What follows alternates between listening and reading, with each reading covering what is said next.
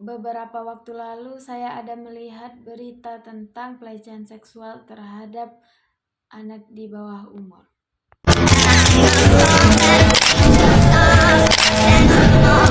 Korban pelecehan seksual terhadap anak di bawah umur yang diduga dilakukan guru mengaji di Kabupaten Ogan Ilir. Indonesia darurat kekerasan seksual terhadap anak-anak dan perempuan. Anak dan perempuan silih berganti jadi korban. Assalamualaikum warahmatullahi wabarakatuh. Perkenalkan, nama saya Marla dengan NIM A1A224029 dari kelas R003 dan Prodi Pendidikan Sejarah. Kali ini saya akan membuat video tentang pelecehan seksual terhadap siswa dan mahasiswa pada saat ini.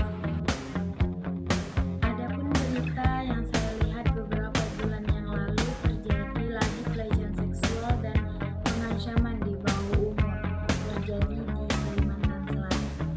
Kasus pelecehan seksual dan pengancaman anak di bawah umur kembali terjadi di Kalimantan Selatan. Kini korban alami trauma berat dan masih didampingi psikolog serta dinas terkait guna memulihkan psikisnya.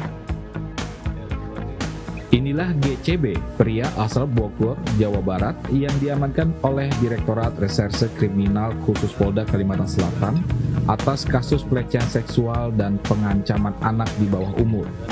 Dari sejumlah barang bukti yang diamankan, pria berusia 20 tahun ini diketahui mengenal korban melalui game online. Terbuai ingin cepat menaikkan level game, pelaku bujuk rayu korban hingga korban memberikan akses email beserta password pribadinya.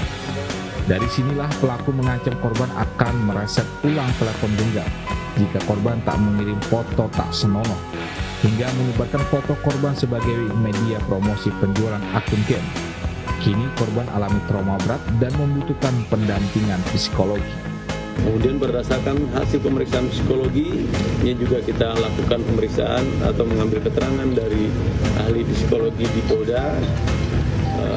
Korban anak sempat mengalami trauma dan stres pasca mengetahui bahwa foto korban anak diperjualbelikan oleh pelaku di media sosial yaitu Facebook.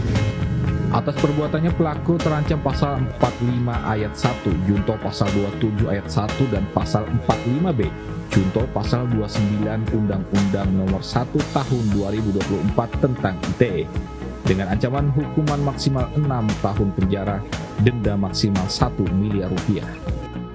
Adapun berita 1 tahun yang lalu yaitu tentang objek pelecehan seksual. 3 dari 5 perempuan mengalami pelecehan seksual sekali dalam hidupnya. Perempuan bukanlah objek seksual, objek pandangan, ataupun objek kekerasan. Namun, perempuan adalah subjek yang pantas untuk dihargai, layaknya manusia. Perempuan membutuhkan proteksi. Perempuan juga perlu merasa aman keluar rumah, terlepas dari apapun yang digunakan atau diperbuat. Tidak melawan bukan berarti lemah. Tidak melapor juga bukan berarti takut. Korban adalah korban. Korban berhak untuk didengar dan dilindungi, bukan dihakimi. Bersama, kita bisa saling mendukung dan melindungi tanpa menghakimi satu sama lain. You are not alone. Adapun faktor penyebab terjadinya pelecehan seksual yaitu 5 sebab terjadinya pelecehan seksual. Pertama, tidak berpikir akibat jangka panjang yang akan ditimbulkannya. Kedua, karena hubungan keluarga kurang harmonis atau kurang dekat, sehingga mencari pelampiasan di luar. Hubungan yang toksik melahirkan tindakan yang negatif atau perilaku yang negatif. Ketiga, lingkungan pergaulan yang salah, termasuk kebiasaan buruk, seperti memiliki teman-teman yang memiliki kebiasaan yang buruk, suka menonton atau membaca konten seksual. Keempat, tidak punya mentor yang hebat, yang baik dan benar, yang menjadi acuan hidupnya.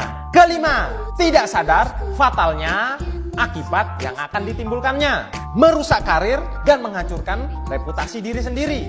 Keenam, menurut Anda, yang manakah yang menjadi penyebab utama pelaku yang lagi viral baru-baru ini? Dari Adapun upaya pencegahan terjadinya pelecehan seksual yaitu Kasus kekerasan seksual terhadap perempuan dan anak semakin marak. Pada tahun 2021, Komnas Perempuan menyatakan ada 2.945 kasus kekerasan seksual. 8 dari 10 perempuan di Indonesia pernah mengalami pelecehan seksual di ruang publik. Faktanya, siapapun bisa menjadi sasaran pelecehan. Kita Kita tidak hanya bicara soal sentuhan, tapi juga apa yang disebut catcalling, stalking, melakukan paksaan kencan, pertanyaan yang terlalu pribadi atau sederet lainnya. Juga pelecehan melalui dunia maya lewat komentar-komentar yang tidak sepatutnya.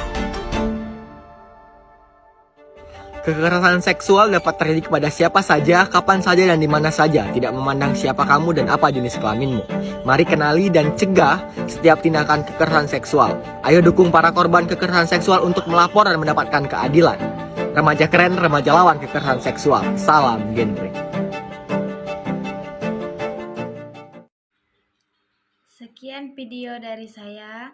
Wassalamualaikum warahmatullahi wabarakatuh.